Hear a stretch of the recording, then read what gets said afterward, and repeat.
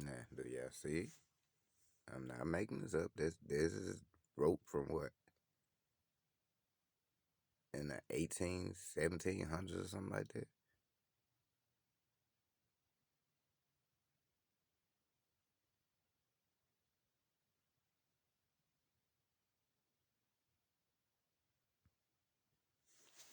Now I'm hit play and let you hear it for yourself.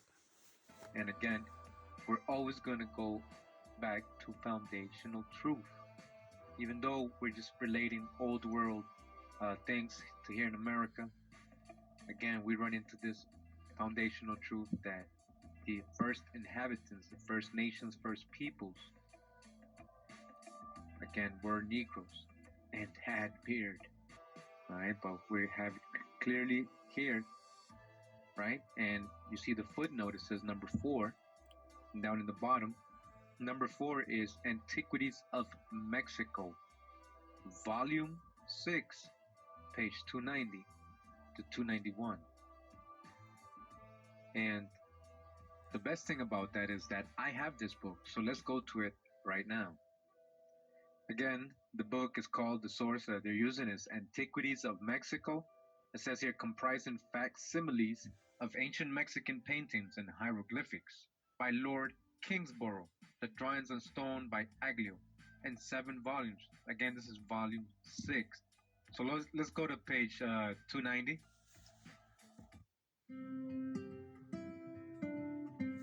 We Nah, it's a recognize hijack, yeah. the hurdles and barriers that a lot of urban youth face, and being All right, so actually we're on page 291, and towards the middle of the page, we're going to start right here. It says, the language of the Mixes or Mixtecs, as the writer affirms, their thick beards, barbas largas, cosa rara en aquellas partes, their scanty population, the hatred which they bore to the other tribes of Indians, and above all, the hatred which the Spaniards bore to them, and the cruel manner in which they hunted and exterminated them, suggests the idea that the Mijes or Michis or Meshis, Meshecs, right, Moses, as they are variously called, might have been a colony of Jews, again, a colony of Hebrews, who, like the Hebrews discovered by Montesino in the neighborhood of Cartagena, all right, Colombia, might have fortified themselves in the mountains, and so have hoped to escape servitude either to the Indians or the Spaniards. It would be surprising if it were fair to presume from the silence of Spanish historians either want of information on their part or of research and curiosity on the part of others, instead of ascribing the reserve to other causes, to find that scarcely any mention is made in their writings of a bearded nation and blacks discovered amongst the Indians. Okay, again, they're saying that if they would stop with their reservation of holding information, of not going deeply investigating things because of the prejudices they're bringing with them, right? All right, their whole perspective of what they think history is and reality is.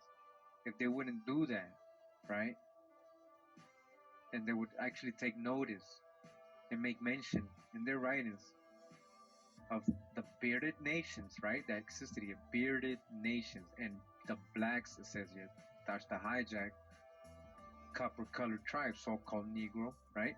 Blacks, discovered amongst the Indians. And we're going to go to that footnote, but let's keep reading. It says, although a black skin and a bearded visage afford the surest argument of a mixture of foreign blood with that of the smooth and copper colored Indian race. From a painting which occurs in the 87th page of the Codex Vaticanus, it would appear that the Capotecas were a bearded people, as well as the Mixtecs or Mixtecs. The two nations bordered on each other, and alliances might sometimes have taken place between them. If the Mixtecs were Jews or Hebrews, right, it is probable that their ancestors constructed the palaces of Mitlan and other splendid monuments in the territory of Capotecas, which Mr. Dupax is not inclined to attribute to the art and industry of the latter people. So we got a little bit of that in the Foreign Quarterly Review, or if you haven't heard it, you will be able to see it in the Foreign Quarterly Review, a presentation I've made. And we talk about what they found in Mexico, this expedition that Mr. Dupax did there, You should see the 1805, dreads. 1806, and 1807. Pretty much same information that we're going through, old world evidence, hieroglyphic Egyptian, writings, everything, and it's all there, Hebrew, everything. Just like Lord Kingsborough is letting us know that there's a strong correlation and resemblance to the Meshachs or Meshachs being Hebrews. And not only that, right? But then he's also letting us know black. All right? Amongst the Indians, black skin and bearded visage afford the surest argument of mixture of foreign blood, because the way he sees it is that all so-called Negroes came out of Africa, in his view, right? But you were already here. That's why they found blacks, so-called blacks, amongst the Indians. But when you go look at the walls and everything else, all you're gonna see is so-called black, right? Copper-colored tribes of America. All right. Continuing, it says that the Meshachs were not the barbarous people that Spanish authors described them. It's evident from the superior knowledge which they possessed of the art of Indian warfare. But whilst the Tlaxcaltecas, with an army of 150,000 men, could scarcely preserve their independence against Montezuma, and had in fact consented to the payment of a slight tribute.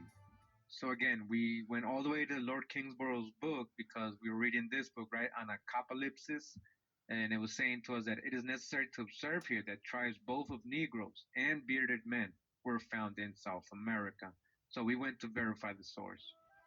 We everywhere were met with the Mexican divine names ending in tle or tle as Teotle, that is D-O or God Tle. It has been observed by Lord Kingsborough, as well as by almost all the Spanish authors, that the Mexican language, again, it has been observed by Lord Kingsborough, as well as by almost all the Spanish authors, that the Mexican language is so full of Hebrew words as to be almost Hebrew. We have seen God everywhere crucified and suspended from the cross. Again, he's saying in the Mexican hieroglyphs and codices, he's saying that we have seen God everywhere, crucified and suspended from the cross. We have found the sacred animal, the llama, or sheep. Again, sheep. And we just got this in Lord Kingsborough's book about the llama or lamb, right? So we did have our type of sheep, and we did have shepherds then to tend these sheep we had over here. We have found the mythos of the crucified Savior. Again, we have found, my people, the mythos of the crucified Savior here in America, in Mexico. We have found everything at last to center in the sun. The word tle, T-L-E, is confessed not to be understood by the Mexicans nor by the Spaniards, who call it, for that reason, merely a termination. All these matters considered, I think it may be the same as the word tle or tla, the Hebrew name of the sign of the zodiac, Agnes or Aries. In Hebrew, it means when spelled with the tau, tle, hanged or suspended. So tle, he's saying in Hebrew, when spelled with the tau, right, the tle, hanged or suspended. Hanged or suspended. Cross, hanged on a cross, suspended on a cross. I believe it meant crucified by hanging on a cross. There is scarcely a page of Lord Kingborough's work which does not exhibit proofs of the anxiety of the Spanish government to suppress the information which I have just now detailed. and which does not also show that it comes to us through the medium of the most unwilling of witnesses. All right, so he's letting us know that Lord Kingsborough has so much drop. There's so much info and proof, correlation, proof, anthropology, historical anthropology, scientific research, and his accounts, right, that show what this person in this book, Anacopolis, is talking about, proven, and that the Spanish government has gone through much anxiety to suppress the information. All right, they have basically held this from you. They don't teach you this in school. This is the other half of the story Bob Marley's talking about. Do you know? And you are ancient. What is in America? What can be found here? What they did find here and wrote about is never told to us. All right, and until now, every contrivance which was possible was resorted to in order to prevent its arrival in Europe. And this accounts for the extraordinary and systematic opposition to the admission of strangers into New Spain. All right, so they made everything possible to make sure what they were finding, the news they were coming up, the archaeology, the anthropology, right, what they were writing, recording, was too much for that side of the world, the so-called old world, for them to know that they were basically censoring, right? They were going through extraordinary and systematic opposition to the admission of strangers into New Spain. They didn't even want anybody going into New Spain that might open their mouth and tell the other people what's going to happen. Because look what it says here. It says, all people likely to be intelligent, such as physicians, persons suspected of heresy, were prohibited from going thither. So if you had a rational thought, if you were smart enough to think on your own and do your own research and conclusions, right? You weren't allowed to go there if you were intelligent. So how do they measure who's intelligent, who's not? So who are they sending over? So, I mean, how do you know who's intelligent, who's not until you really actually experience time with that person, right? So they were sending these type of people over. And so when they were coming over here, they didn't think twice. They weren't riding to just taking gold. They were just like barbarians. They were savage. They were the savages, unintelligent ones. You see, admittedly, what was happening? They were sending unintelligent people who did not know medicine, right? Or anybody rebelling against their crown who might go against anything that they were doing, because they knew then they would see what really was over here and who was over here. The reason assigned by the Spanish government was that they were prevented going, that they might not create disputes and prevent conversions. All right. The author of the notes to Lord Kingsborough's book says that he believes that the Jews colonized America and held it for 1,000 years. The close connection between the Americans and the Old World was long ago seen, notwithstanding all the exertions of the Spaniards to keep mankind in the dark, and fruitless endeavors were made by Grotius and others to find a cause for it. All right, so there's a close connection between the Americans and the Old World. I've been telling you, we've been telling you. Thank you, Hawa, for all the scholars, for all the people you've put in my path that have taught me, put me in the right perspective, had me thinking clearly and seeing clearly, right? That this is the true old world. So of course there is a connection between the Americans and the old world. The people of North America were taught by Penn to have an unaccountable likeness to the Jews, and the Masajati were thought to be found in Massachusetts. So this last sentence that says the people of North America were taught by Penn. They're talking about William Penn, the founder and the person they named Pennsylvania after, right?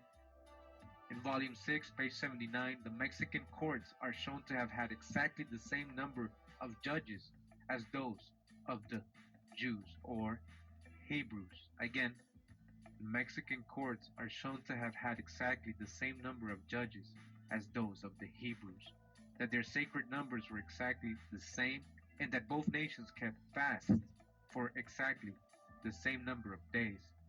Lord Kingsborough says the common law of every state in Europe has been confessedly modeled after the Mosaic law. This is very important observation, and I think its truth will not be disputed. But I think there is no other way of accounting for it than to go to the primeval nation. The common law in most states is evidently older than Christianity. We are told that St. Augustine brought Christianity into this island in the year 596. But was there no Christianity in the time of Constantine or before? Lord Kingsborough says the affinity between the Mexican and the Hebrew laws is greater than between the latter and those of any nation with, with which we are acquainted. Okay, so I think he's saying that it's more affiliated and has more similarity, the Mexican, right, to Hebrew than to Christian, to the latter. They circumcised with a stone knife, the use of which was expressively ordered. It is remarkable that the circumcision of the Jews should have been performed with a knife made of stone, which is emphatically noticed in the Bible. All right, the Hebrews used a stone knife, the Mexicans used a stone knife for circumcision.